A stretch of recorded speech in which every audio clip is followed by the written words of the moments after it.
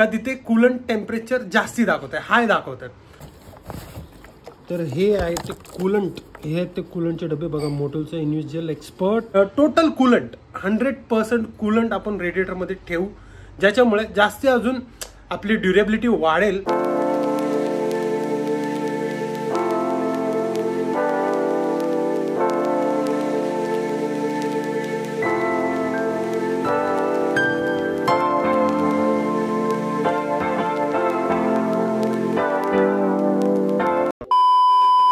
So good afternoon guys, welcome back to channel. आता वाजलेत किती, तर आता वाजलेत दुपारचे 12 वाजून समथिंग 5 या 10 मिनिटं झालेत काहीतरी. तर आता आपण निघालोय आपल्या गाडीचं कूलंट चेंज करायला. कूलंट का चेंज करतोय तर असं काय मला मेजर इश्यू नाही आहे, बट सिटीमध्ये वगैरे चालवणार आहे तर गाडी खूप गरम होते आणि त्याच्यामुळे फॅन चालू होतो, रेडिएटर फॅन चालू होतो. आणि जो फॅन आपण बंद केला ना, आता समजा गाडी गरम झाली, फॅन चालू आहे आणि आपण 2 मिनिटासाठी गाडी बंद करून कुठेतरी जातो काहीतरी घ्यायला वगैरे, आणि परत येऊन गाडीवर बसलो ना आणि गाडी चालू केली ना, का तिथे कूलंट टेम्परेचर जास्ती दाखवत आहे, हाय दाखवत आहे. सो प्रॉब्लेम नाही आहे त्याचं काय, ते मी शोरूममध्ये वगैरे सगळं बोललो. पण कसं आहे, थोडंसं आपल्यालाच आहे की कसं आहे, माझी थिंकिंग अशी आहे का रेडिएटर जो आहे त्याच्यामध्ये कंपनीमधनं कूलंट प्लस वॉटर मिक्स येतो. तर माझं असं चाललंय की आपण तो कूलंट प्लस वॉटरवाला ते काढून टाकू सगळं आणि टोटल कूलंट 100% कूलंट आपण रेडिएटरमध्ये ठेवू, ज्याच्यामुळे जास्ती अजून आपली ड्युरेबिलिटी वाढेल, की हिटिंगची जी आपली इश्यू आहे, हिटिंगचा तो आपला इश्यू आहे तो बऱ्यापैकी सॉल्व्ह होईल, मला असं वाटतंय त्यातनं. बाकी हा एक एक्सपेरिमेंट आहे, खूप मी व्हिडिओ वगैरे पण बघितले आणि फरक पडतो. सो बघूया त्यांना फरक पडला जसं आपल्याला पडतो का. जाऊया कूलंट चेंज करायला. त्याच्यानंतर आपल्याला गाडीचं कूलंट चेंज करून झाल्यानंतर गाडी वॉशला पण घेऊन जायचं आहे. त्यानंतर गाडीमध्ये नायट्रोजन सुद्धा घ्यायचं आहे. नायट्रोजनचे पण खूप फायदे आहेत यार. मी माझ्या 4 व्हीलरमध्ये वगैरे नायट्रोजनच टाकतो, तर मला तरी फरक खूप जाणवतो आणि खूप फायदेही जाणवतात. पंक्चर होत नाही यार गाडी, आणि गाडीचे टायर गरम होत नाही, तसे गरम होतात, बाहेरनं हात लावल्या गरम होतात, आतमधनं नाही होत. सो 2-3 कामं आहेत आपली आजची. मेन काम आहे तो कूलंट चेंज करायचं. कूलंट मी ऑनलाईन मागवला होता, कुठला मागवला आहे तो मी दाखवतो, पण सांगतोय मोटोलचं इंडिव्हिज्युअल कूलंट आहे, जो सगळ्यात भारी आहे 400 cc गाड्यांसाठी सध्यामध्ये तरी. सो मी तो ॲमेझॉन फेस्टिव्ह सीझन सेल काय चालू होता ना, इंडियन फेस्टिवल काहीतरी सेल चालू होता ॲमेझॉनवर, त्याच्यावरती यार 223 रुपयाची गोष्ट 165ला पडली 1 लिटर आपल्याला कूलंट. तर मी ते 2 मागवले, अराउंड पकडा 330 रुपये आपल्याला कूलंट पडले 2 डबे, जे की आपण जर तसं घ्यायला गेलो 460 रुपयाला पडले असते, तर परवडलं आपल्याला. जाऊया ते कूलंट मी तुम्हाला दाखवतो. बाहेरच आहेत, 2 लिटरचे आहेत आणि आपल्या रेडिएटरमध्ये ते जुनंवाला ड्रेन करून आपण नवीन टाकणार, तर आय गेस 1.25 लिटर 1.5 लिटर लागणार. आपल्याकडं राहीलच कूलंट, बघूया राहतोय का नाही राहतोय, जे काय होईल ते मी तुम्हाला दाखवीनच, तुम्हाला सांगेनच. सो गाडी आपण घेऊन चाललोय ओल्ड पनवेलला मामूकडे, आणि गाडी आपली कुठली आहे ते मी सांगितलं नाही, KTM ॲडव्हेंचर 390X आता 2025 वाली. जे माझ्या चॅनलवर जुने आहेत त्यांना माहिती असेल, ऑब्व्हियसली नवीन असेल त्यांना त्यांच्यासाठी सॉरी, आता तुम्हाला समजलं असेल. तर हे आहे ते कूलंट, हे आहेत ते कूलंटचे डबे बघा. मोटोलचं individual expert hybrid tech anti freeze 1 litre ready to use, इथं सगळं दिलं. आणि प्राईस बघा भाई, 223 रुपीज प्राईज आहे एकाची. 2 मागवलेत आणि मागवलेत कुठं.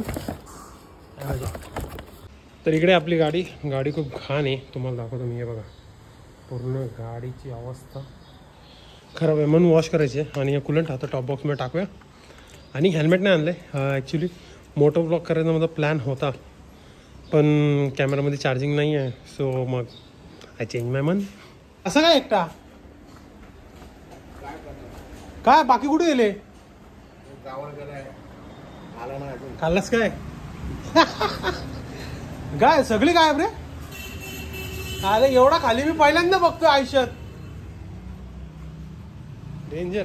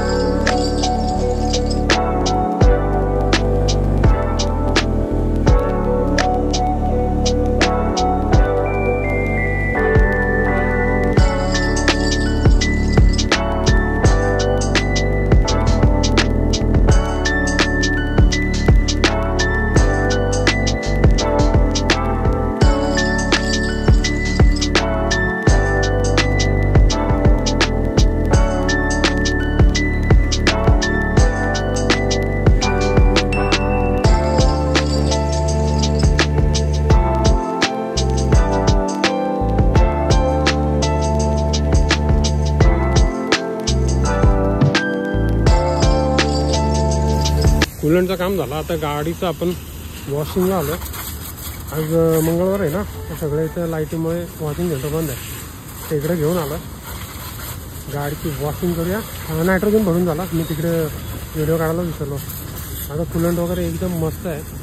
तरी पण अजूनमध्ये उद्या परवामध्ये रनिंग केल्यावर थोडा टॉपअप करायला लागेल, जर गरज लागली तर. नाहीतर म्हणा.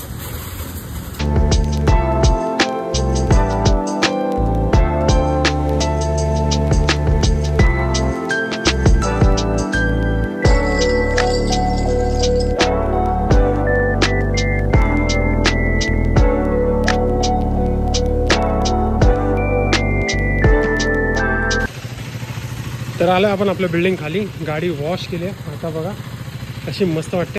1 2 3.